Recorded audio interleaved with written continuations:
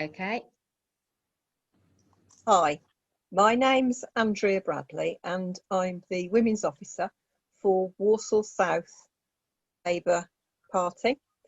And this evening we're having what we're calling a mini conference. We've got a small lineup of speakers and we're just going to talk generally about our experience of COVID-19, but specifically from the point of view of women organising during COVID-19.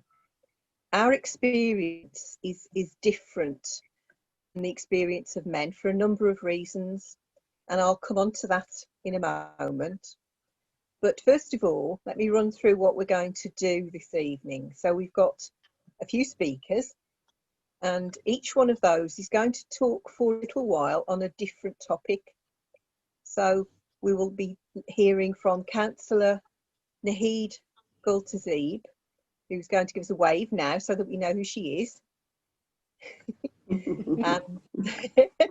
And from Trish White, who's our CLP secretary. Myself, obviously, I'll be talking as well. And then hopefully we're going to be joined afterwards by Shaz Akhtar, who's actually at work at the moment. Hopefully she'll join us if she can later. Each one of us will talk for a little while, just share our experiences. And then afterwards, we'll have a general discussion, and that's when we can perhaps bring in Val Dodds. Give us a wave, Val. Hello. And Sharon. Hello, Sharon, give us a wave. Hello. So as I said, quite informal, but we have got a programme, and hopefully we'll have an enjoyable evening and then we can share it, and other people will have an opportunity to hear what we've got to say, perhaps comment, but most importantly we can start and think about what we've learned during the early stages of our response to COVID-19 and see how that might help us in the future. So I'd like to start by just making a few observations about why women, why we particularly wanted to talk about women's experience this evening. There are some things that we all take for granted. So we all tend to take for granted that women are carers. Now that's not always true, but by and large, the majority of carers are women. We tend to be the ones who look after the youngest members of the family and the oldest members of the family. We're often the ones who do the majority of cooking and the majority of housework. And that has implications for any other things that we might be undertaking, such as work. So women are often to be found in lower paid jobs, in part-time jobs, and in less secure jobs. What that means is very often the first people to be made redundant in any situation are women. And I'm a member of Unite the Union, and I know that that's being looked into and researched by Unite at the moment. Overall, women in economic terms have been disproportionately affected. Also, the women that we find who are already in poverty are often in poverty because they are women. So, for example, lone parents, women who are carers, and women in low paid work are already likely to be experiencing higher degrees of poverty. So wherever there's a loss of income, it's likely to affect women disproportionately. If we add into that with COVID-19, women have often ended up being the carers when children have not been able to go to school, or when people have become ill in the family. We begin to see a pattern where COVID-19 disproportionately affects women. Also, women from certain communities have had a heavier burden to bear with this, both for economic reasons, but also because members of specific named communities have been found to be at a higher risk overall of COVID-19. So certain families and certain communities have been disproportionately affected. And just a final observation on this line is my experience of volunteering during COVID-19. So I was delivering food parcels alongside Councillor Gultazib and also delivering prescriptions to pensioners. What I noticed was while there were men who were really valuable volunteers, the majority of organisers and the majority of volunteers in the early stages were women. So that's why I wanted to talk about women's experience this evening. So I'll hand over now to Councillor Naheed Gultazib, who's going to talk to us about her experience of organising during COVID-19. Naheed? Thank you, Andrea. So, yeah, I'm Naheed Gultazib, councillor for the Pleck ward, and I'm going to talk mainly about my experience working with Walsall Outreach, but I will touch upon my experiences as a councillor, and also as I wear another hat. I'm a lecturer at Sandwell College, which is also in West Bromwich, which is a very deprived area. Walsall Outreach is a group that I've been working with. I've been lucky to work with since when I first got elected, so about 4 years ago. And when we started, we started primarily as a soup kitchen for the homeless, operating twice a week out of the opposite the old post office in town. And when COVID came, all those months ago in March, we wanted to extend our services. So there's a fantastic woman, Maz Surti, who I'm sure most of you guys have met. I'm trying to get her, she's Labour through and through, but I'm trying to get her more involved.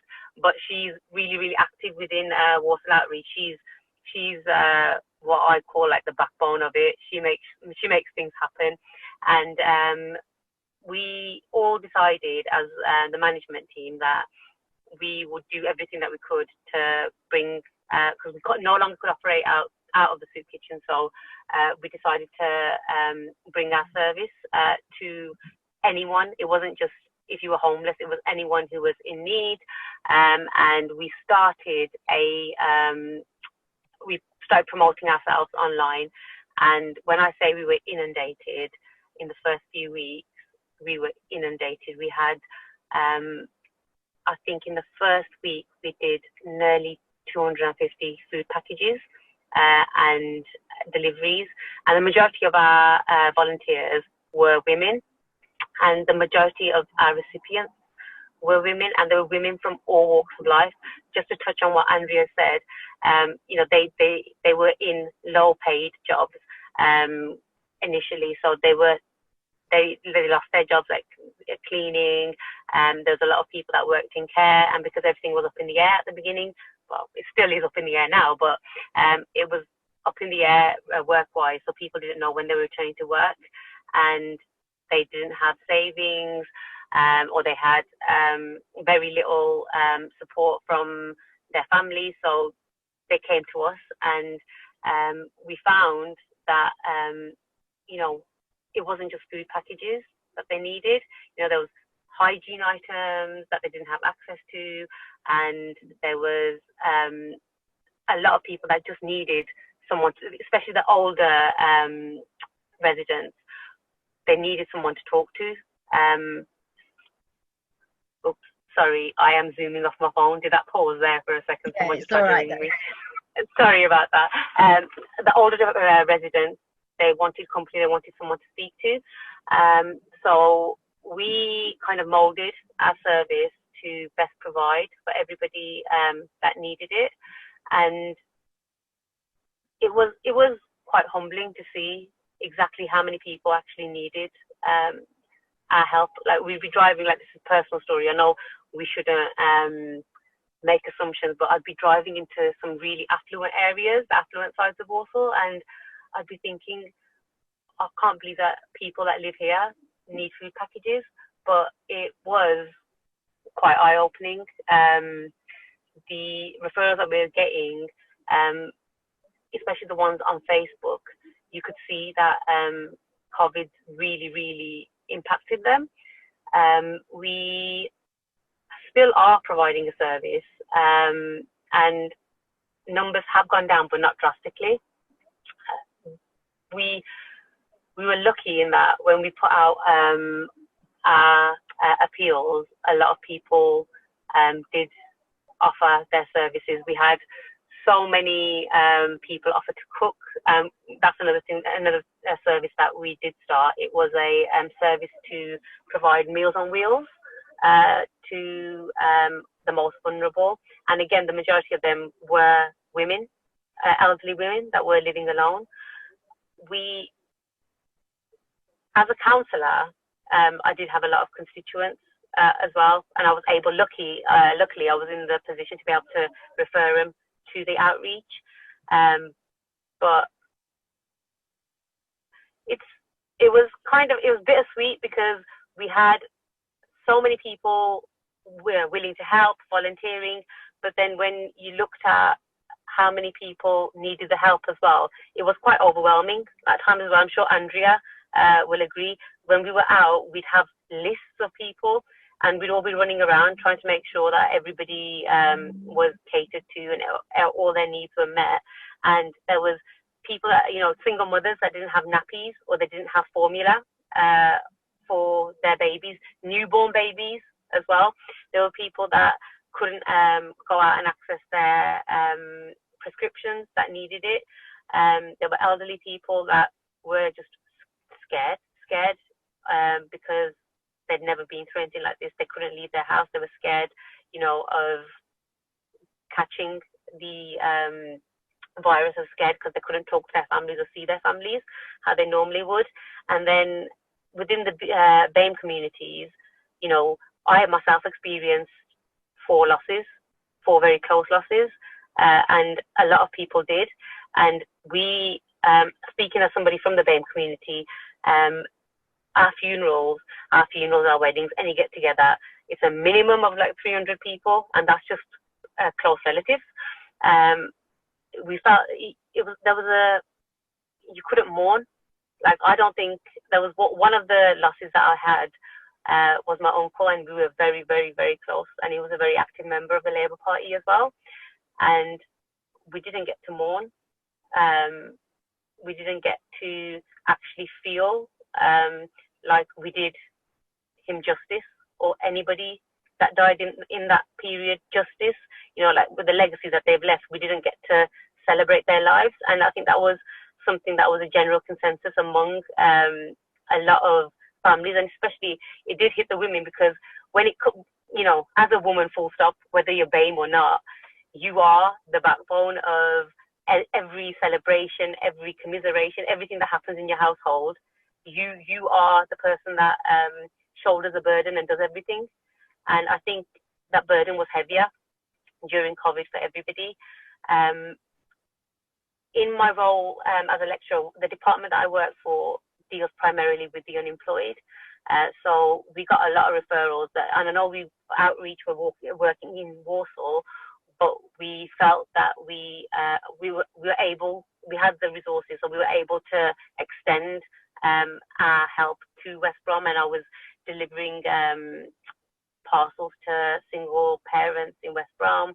Again, these people, they were contacting us, the feedback that we had, they wouldn't have anything. There was a lady, and I remember distinctly, she said she had 3 children, and all they had in their house, if it hadn't been for what the outreach did, all they had in their house was 3 eggs.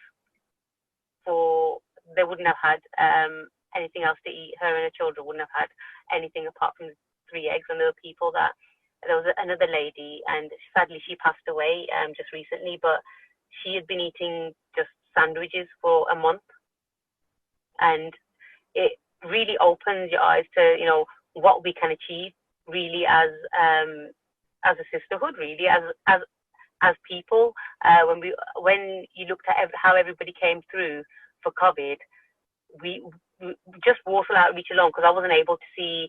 I saw what the council did, but I wasn't able to see what other groups did. But just what we achieved alone, it was amazing. And the majority of people that did come out and show their support were members of this group, were members of the party. And aside from everything, all the bad things that we can say, that really instills a sense of pride in me, that we showed what we are and what we stand for. We don't just talk about it, we did it. And it's kind of I'm not a soppy person, but it's heartwarming that we've got this kind of bond, and it's something that we need to kind of show more and make more of, because we did do something quite special over COVID. And I'm not talking about myself, I'm saying as a whole, we did make a difference to a lot of people's lives. And I think that we should run with it and build on it. But with everything that's happening now, there's a second wave that's coming. It's just gonna get worse again. And I'm glad that we're in a position now where we do have a lot more women that are being more active, and we know now, we're kind of braced now for the second wave, because we know what's going to happen. We're kind of expecting it. So I'm hoping that we can just go forward and get stronger with it. But there's a lot of lessons that have been learnt. Undoubtedly, there's going to be a lot more lessons to come out. But yeah, I'm proud of the work that we all did. And I recognise that there's a lot more that we're going to have to do. And I'm happy to take any questions. I don't know really what more to say apart from Walsall Outreach, the group. They're amazing, and everything that they've achieved. Like, I'm proud that I was able to be a part of it, and I was able to witness just how much they put into helping everybody in Walsall. Can I ask you a question, Naheed? Where did the funding come from? Where did the funding come from for the hot meals that you did? Sorry. That's better. Where did the funding Sorry come about that. from? I'm in my car. Where did the funding come from for the meals that you provided, and the food in general for your food parcels? Did you get donations from supermarkets? How did that all work? Okay, so with the food parcels, we were very, very lucky that when we first put our first appeals out online, we had a lot of people that were happy to donate money. They were happy to donate food. We were running around. Andrew will tell you her boot was full, my boot was full, grabbing donations from people's homes. And we were quite, well, I don't know if I can say lucky, but if lucky is the right word, we were fortunate that in Ramadan, there's a lot of people that want to donate more. So COVID happened right, Ramadan was during COVID, and we received so many monetary donations during that time that we were able to kind of build a list of things that we were able to buy ourselves and stock them up. And Shazia Nasreen, one of our volunteers, I know she won't mind me saying, she turned her whole house into a stock room for us. And the same with Hasina Barachia, her garage was a stock room for us.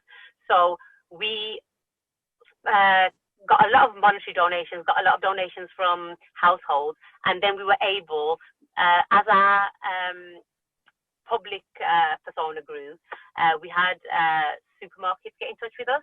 So the very first supermarket that we had get in touch was the Co-op, and one of the volunteers that we work with, Steve, he was in contact with some people from the co-op because they support his Walsall Football Club supporters team, and we were able to get a weekly allowance from them where we could just go to a co-op store, the one in Walsall Town Centre, fill our trolley up with the things that we needed, and then obviously distribute it. Tesco were really, really good as well, and Walsall Morrison's as well. But initially, it was all monetary donations from us volunteers, and then the public and Walsall Council as well. Walsall Council, the Labour Group, Walsall Labour Group, did give us a donation as well, which we were very, very thankful for, which we really needed at the time. So initially, it was funded by local people, for local people, and then as we got bigger, people started taking notice and wanted to get involved, and we were grateful for anything really. Thank you. Hello. Val? I'd like to just say, you commented that you weren't aware what other groups were doing. Is this one of the lessons we need to learn from the whole situation, that there needs to be some sort of coordinated network where not everybody's rushing around trying to feed people, take nappies, take prescriptions, but, you know, it could be allocated in some way to subgroups. I don't know. How many other agencies were there working in Walsall at the same time? Do we know? Well, when we first started, so our reaction, our response even, to COVID, we did it immediately. As soon as lockdown started, we knew that we had to do something, and we were included on, the leaflets that went out to the Walsall Housing Group residents, any housing group, Karma Accord, they were sent out leaflets, and the most vulnerable people were sent out leaflets. Well, apparently were sent out leaflets by the council. There was a lot of people that said they didn't receive anything, but leaflets were sent out, and it wasn't really coordinated at the beginning. I'd say the first 4 weeks, it was very much, you get a phone call, you go and drop it off. And there were issues.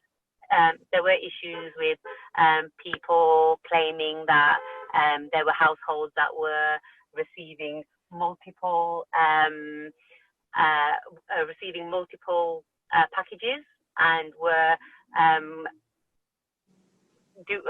I don't want to say fraudulently, but they weren't as hard up as they were claiming to be. These were investigated. Things were put into place to ensure this, and I think we had age concern. We had who else was it? Age concern, Walsall Council, that were sending us referrals, and we worked with them, and then we had our own referral system. We had Andrea, there's another Andrea that works with us, and she was the main point of contact, and we had our own spreadsheet. So that what we did is we took it into our own hands. So we made our own spreadsheet, we had everyone's details, and then we were able to know exactly what was allocated to who, to make sure that, people didn't receive multiple packages, and if there was anything highlighted, we had our own safeguarding measures in place. But it's definitely a lesson that we do have to take into account. It's something that if there is a second wave, that the council and all of the partner organisations need to have a look at and decide how best to facilitate it.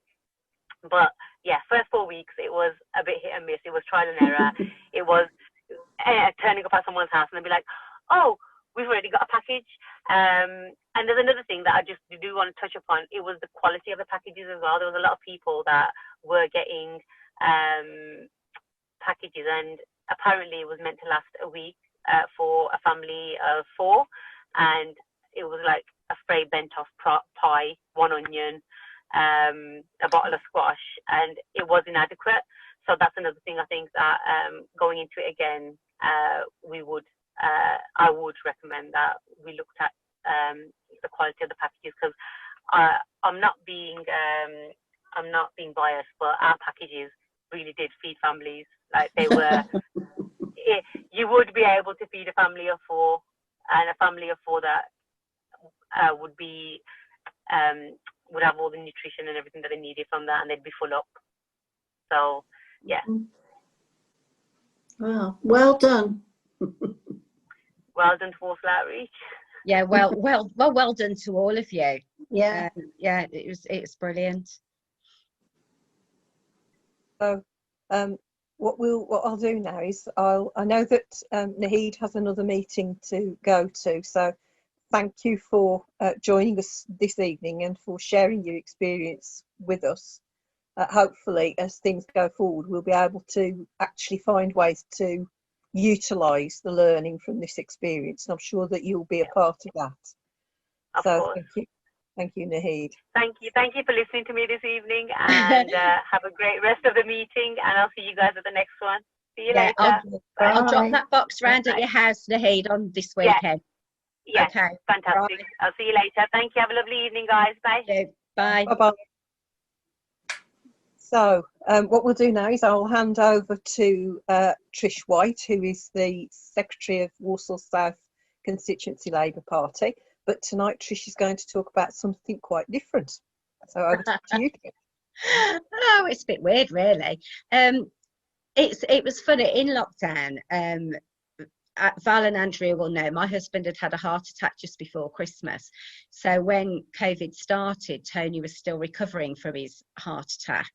And that was really difficult. I felt very frightened. I was really worried about him catching something. We didn't do anything. We were in this lockdown shielding for 3 months, and I was thinking, how am I going to survive this? And I felt actually quite isolated as a woman, even though Tony and I were okay. I was missing the closeness of being with my family members, the children and the grandchildren, and it was really, really difficult. And although we had Zooms, I was kind of a bit like, I don't know, lurching about a bit for something that I wanted to do.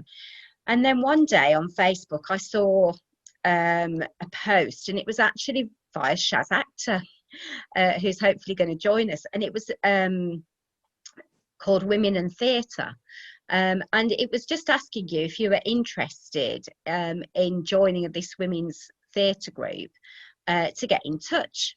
So I did. I'm not a dramatic person. I've never done amateur dramatics apart from being a teacher telling stories, but I've never done any acting or anything like that. But I just thought, well, I'm going to give this a go. So I emailed them, not expecting to hear anything, and then I did. And a lady called Janice, who's one of the managers or directors, said, would I be interested in doing a Zoom? So yeah. And so we had this lovely chat, and she was just saying, you know, well, how's it been for you? And I said, it's like double whammy, really. COVID, heart attack, missing out on things. And I said, you know, I've been Zooming with my friends, and we kind of always had about 20 minutes of like conversation, catching up with each other, but then it would go into COVID conversation. And I said, we used to have a non-COVID time and a COVID time. And she's saying, oh, that's really interesting. And we kind of just talked about how things were and what other women had said. And lots of women were having similar experiences. So I said, I would like to join the group. She said, would you like to join? I said, yeah. She said, well, I'll send you another email. And I thought, I won't hear anything. And I did.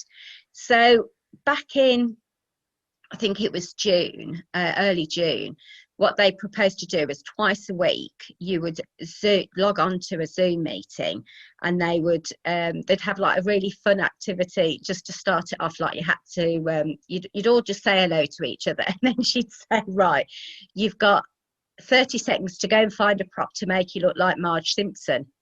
You think, how am I going to do that? But it was ingenious, some of the things that people did. And then you'd get into, well, the whole premise of it was, you know, what did women do? How did you feel? And it was like, well, I'm all right, but I'm not all right.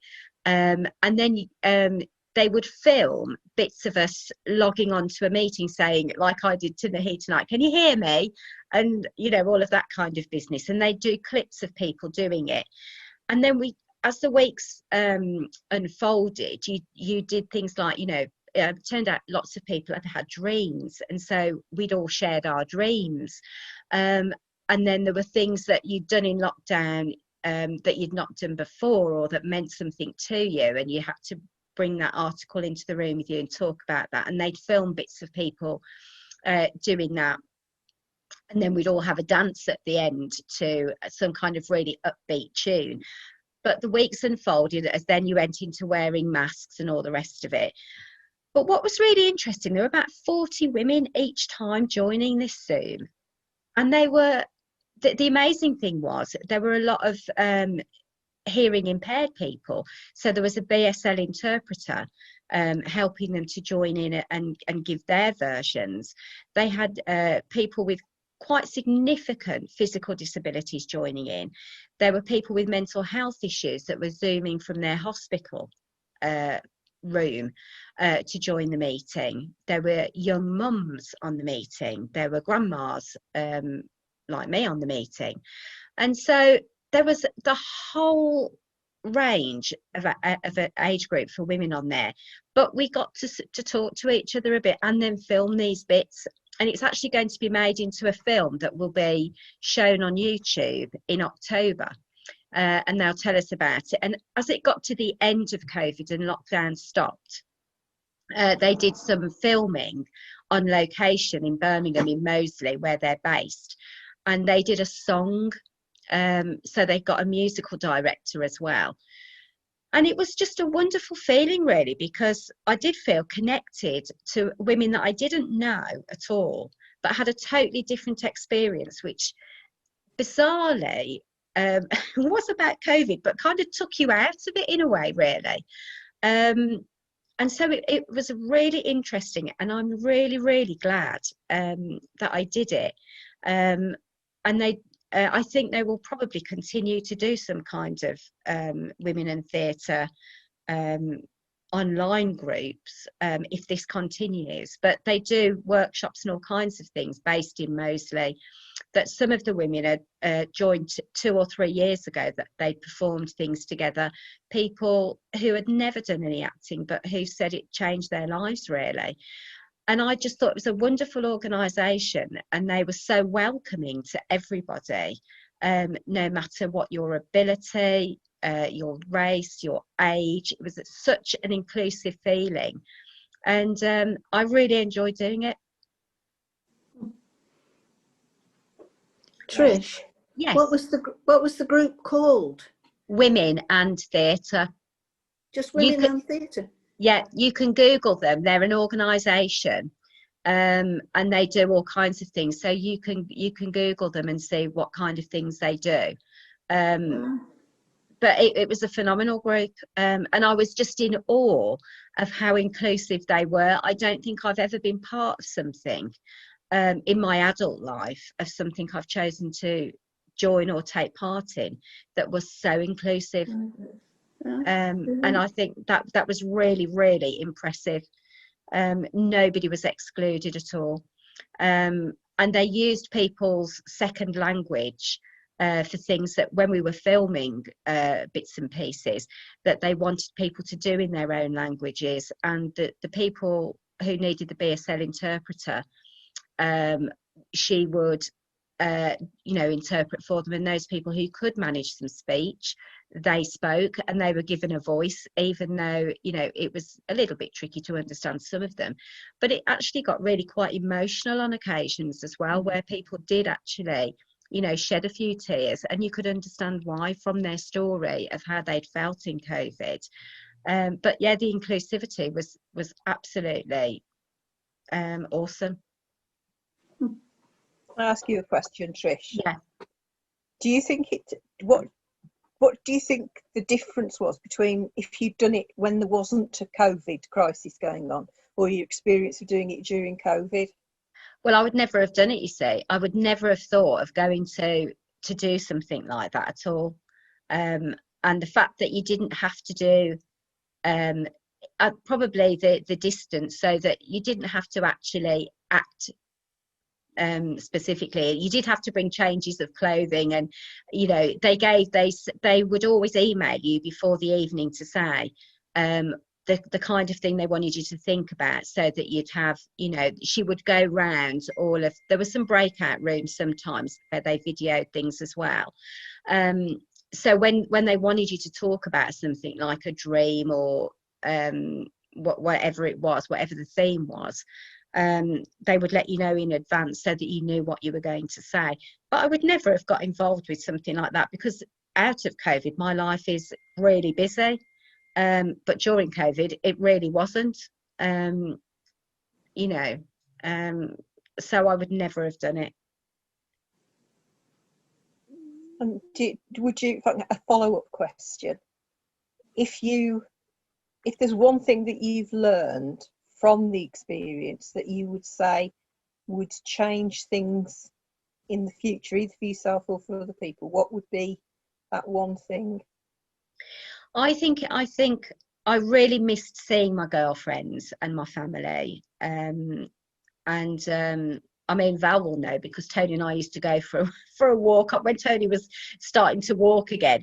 We would walk up and phone Nick and Val, and they would come and talk to us on the drive while we were at one end and Nick and Val were at the other. And they were like lifelines to us at that time. They really were. And so the one thing I would take from it is that we really need to, even though we're all very capable people, we still all need lifelines at certain things. And you know, we don't necessarily need political conversations, although that would form some of it, but we need to have this camaraderie, these groups, these social Zooms with people that we spend a lot of our time with. We need to do that if we can't meet, because we need to keep contact with everybody. And Zooms drove me mad in the end, and I was so pleased to get back to meeting people in person.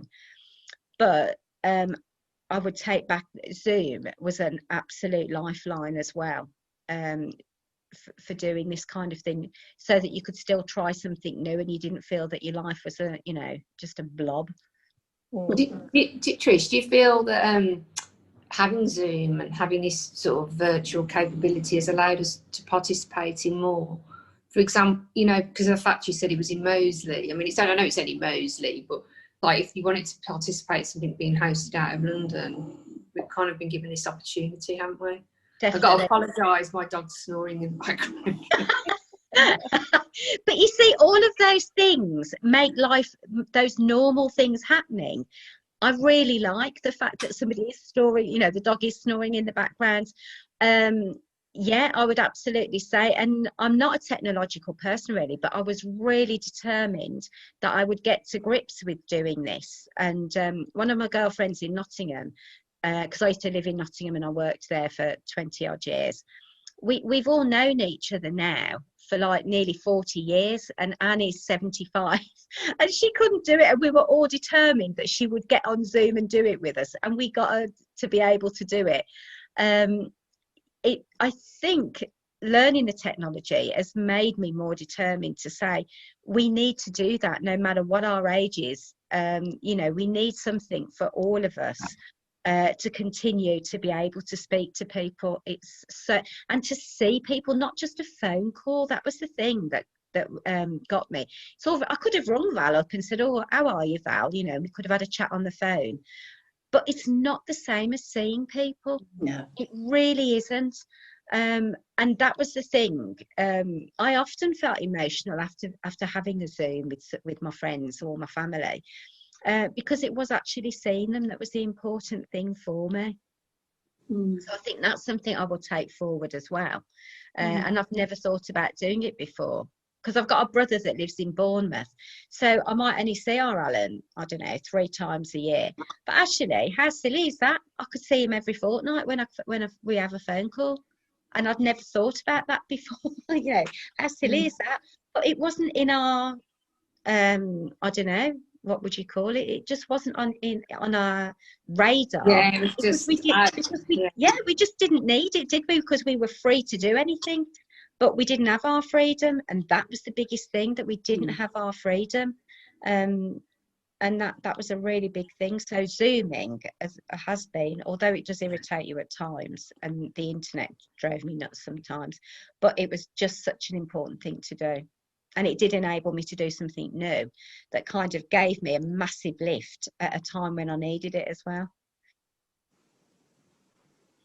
Yeah, one of the things I found when I was going out to do the food parcels, but when I first started doing it, the real emphasis was on getting as much volume of food out to as many people as possible within the time that I'd got available on a given day.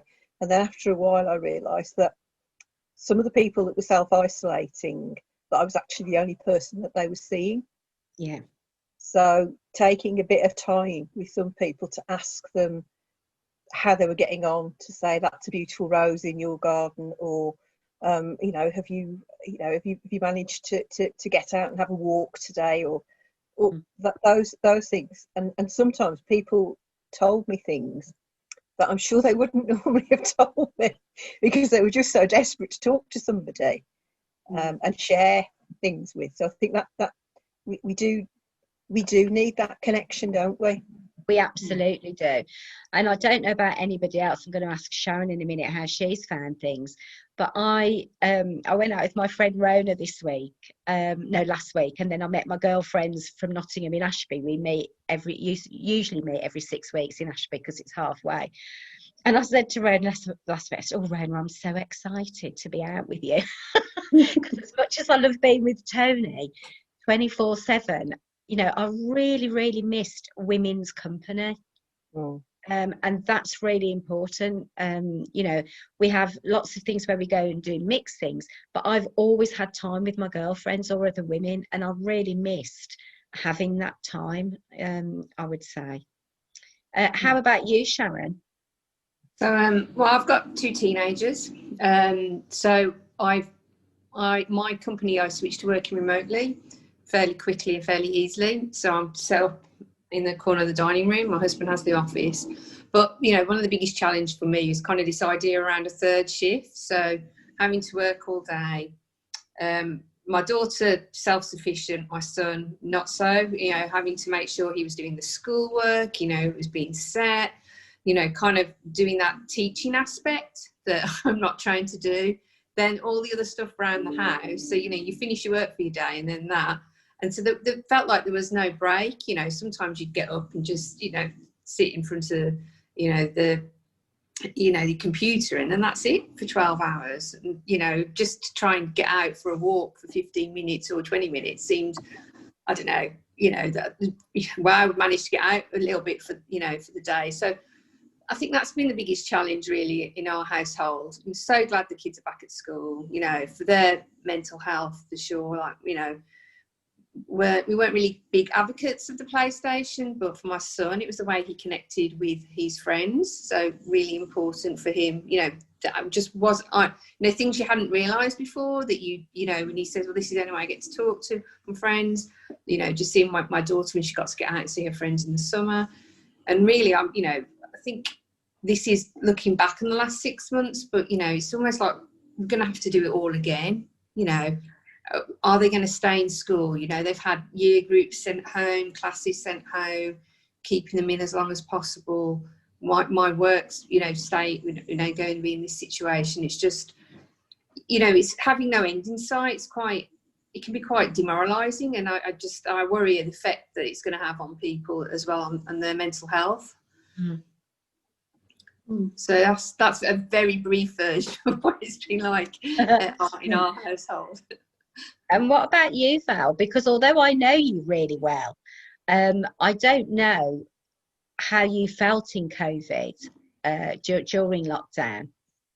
Well, because we were in the age group that were self-isolating anyway, I felt old. Yeah. I felt old because I spent every day in the house with my husband, and we talked about what we were going to have to eat and what jobs we could do that really needed doing and were essentially had to be done. And then we'd say, oh, well, we don't have to rush. We can do it tomorrow or the day after. And you had no purpose and you had no structure other than meal times. Yeah.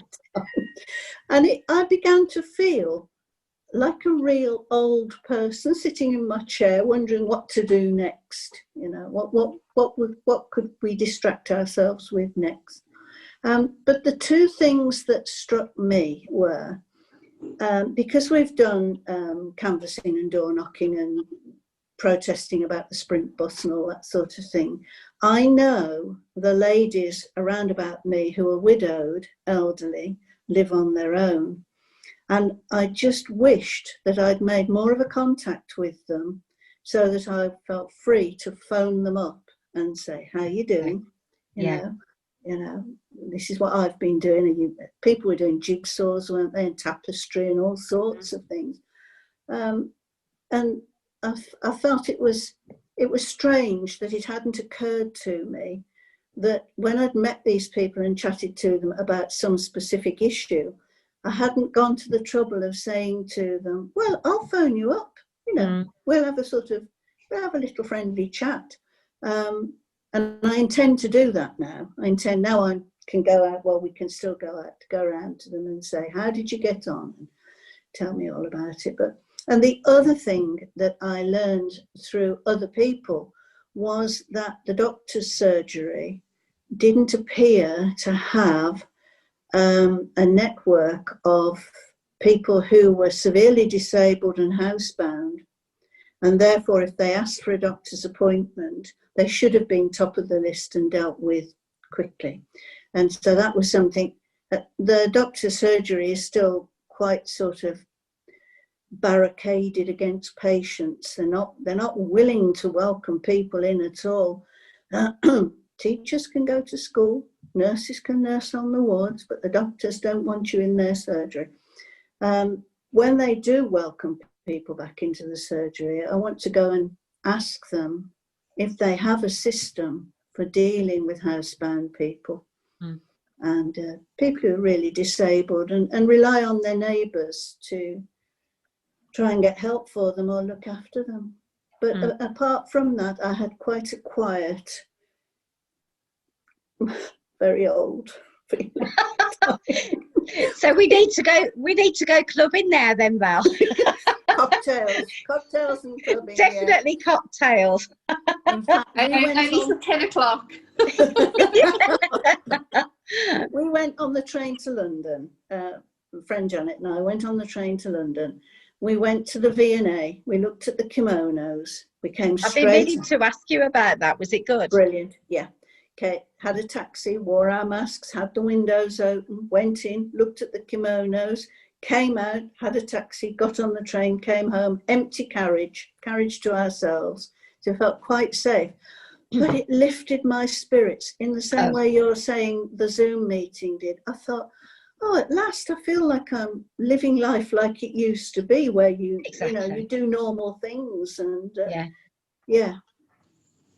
it's been a very strange experience, hasn't it? Any new connections or meet any new people sort of as a result of COVID or during COVID? No, because it felt to me that my circle of people that I was in contact with shrunk right down. But I met people through volunteering, but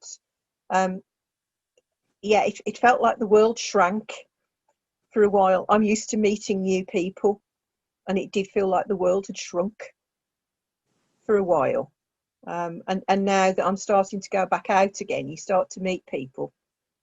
And I think I'm valuing that much more now than I did before. So I'm much more likely, because I can be quite antisocial. I don't talk to people on trains and things like that. But I felt that I'm more likely to stop and talk to somebody now. I think that about women's groups. I mean, I was talking to Andrea about tonight's Zoom meeting and saying there must be loads of women out there who could, or who would benefit, who would like to be part of a women's group with not necessarily any agenda, but maybe coming to talk about, you might have a theme with a speaker or something, but there must be lots of people out there who would benefit from being part of a group in their area. I don't know. And if this is going to carry on for quite a long time, I kind of feel that this is something that we could explore about how you do something. You don't need to do it fortnightly, monthly, or whatever, but you know, you could have something with a real impact, maybe, I don't know, every quarter or something, I don't know.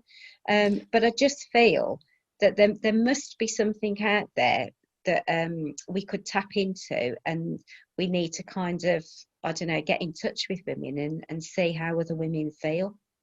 I would like to ask Sharon, actually. Sharon, what made you want to come tonight? So in my role, I'm involved in a lot of women's networks, so like the D&I stuff. I work in finance, and I used to, whenever we used to have the Labour meetings, I'd be down in London. That's why I could never really attend. So now I know who you are. Yeah. So yeah, just timing of them. You know, it was always a Wednesday night, which was my night away. But now we've got this virtual world, so it's like, okay, I'm here. I can actually start to do something. You know, now that I feel, you know, quite passionate about, and you know, just things that have happened during lockdown. You know, it's almost like being a member of the Labour Party isn't enough. You've got to be doing something.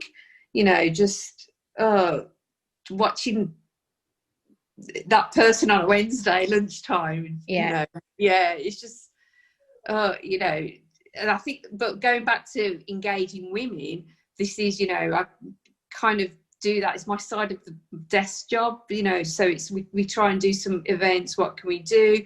What's important? And then, like you said, Trish, this is going on for 6 months. Yeah. You know, and I think there's more emphasis on what you can do locally and help the people in this local community. It's kind of going, you know, whether it's back to Walsall High Street, you know, people who are lonely, people that need stuff collecting, you know, or delivering, like, that's almost, you know, even just down to, you know, like kids that can't do D&V, like my daughter, so they're looking for volunteer opportunities. So how can we, maybe that's something else we could look in, how can we offer that out for, you know, for those types of kids, because the stuff they used to do, it's not available to them now.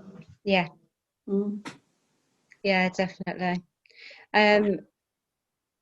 I mean, one of the things I did in lockdown as well, my granddaughter, she's fantastic, a real whiz with literacy. She's only 7 and she's really creative, but she really struggles with maths. So I went back to putting my teacher's hat on, and I did Zoom maths lessons with Maisie on a Monday and Tuesday, just for half an hour. But it gave her so much confidence. But I know that a lot of children locally didn't get. It was a lot of homeschooling, but parents didn't know. And maybe we could offer, you know, something like that as well, that if you know, you don't want a class of 100 on there, but there might be 3 or 4 parents locally who would want that. And so, you know, we could link with women and children, and thinking about young mums as well, who've not been able to get out and meet other young mums, you know, to do that. There's almost like we could do something for each generation. So you've got like the under 6, you know, and then, sorry, the other dog's whiny now. And then, you know, you know, this age group, and then, you know, I think there's different stages where there's an offering almost. Well, definitely, and I feel mine and Val's age group as well, that you know, a grandma-y type person with children, if they haven't been able to see theirs, or, you know, younger mums needing just an older person to chat to, or, you know, what do you think about whatever, there is matching up young and old people can really work as well. You know, we have something to offer, don't we? Each generation has something to offer the one before them. Yeah, I would have said St Matthew's Church must have a place of welcome. There are things, I know before COVID there were definitely things, because I used to get things through the door as well. I mean, we are, Tony was saying, could we have a St Matthew's meeting on? I said, yeah, definitely, because we've got the CLP account and each branch can use this account. But it might be good to see if each of us could invite another women another woman from their branch. And if we all invited one other person to do a women's meeting next time, and we could discuss Labour Party things as well as other things and what the barriers are, and that might be a way forward to just get that trickle. Because the next time, the woman that I invite, she could invite somebody. So we've got 3 women from our branch. Yeah. And if we could build up that kind of, 3 or 4 women who would stand together and be a force to be reckoned with, I think that might be a really good way forward, to try and do that. I'll ask you, Shaz. That's easy. I'll ask you, and Andrea. Sharon. Yes, Andrea, that would be good, because I could do with a cuppa. Can I suggest that I think we've had a really good conversation, that we all go away and think a little bit about the learning that we've talked about and the things that we would like to do, and then we'll come back together and make a sort of an outline plan of what we might do over the next few months, just to try and put some of this into practice. I really like Shaz's idea about getting lots of women together. We've all said various different things that we think are important. So, Sharon, will you be okay for me to send you a message? Mm-hmm. How can I send you a message? Don't say anything online, because remember this is being recorded. But can you get in? Yeah, Trish, are you able to contact Trish? Yeah, and then so way, Trish, can you put Sharon in touch with me? Yeah, will do. Yeah, and then what I'll do is I'm going to send everybody a message with some follow-up questions from tonight, and then when we get back together, we can talk through what we're going to do next. And hopefully Naheed will be able to stay with us next time, so obviously she's got a very valuable contribution. That way, it's an organic growth, isn't it? Yeah, So, it is. That's yeah. Is it worthwhile? I was just thinking what Naheed. Naheed. Yeah. When she was talking about Walsall Outreach, just if they were looking for, have they got enough volunteers? Do we need to just? I'm just thinking with what, winter coming, etc. Is there anything we would want to try and get ahead of there, or just to think of when we get together next time? Just they did put some adverts on Facebook recently about still wanting volunteers, so they may well do. Some women from Paddock and some women from Bentley and Darlington North to try and start to build that group. I cannot believe there are not more women that want to. I feel quite excited by the fact that if we just try to build it slowly like that as well, that we could be a real force to be reckoned with, and I like the idea of that. Yeah. That's your homework. Well, what are you going to do? It's recording. Write it down. Yeah. Yeah. Well, it's been very lovely to see you all. Thank you for organising it, Andrew. I know it's been a pain for you because it kept going wrong, but we got there in the end.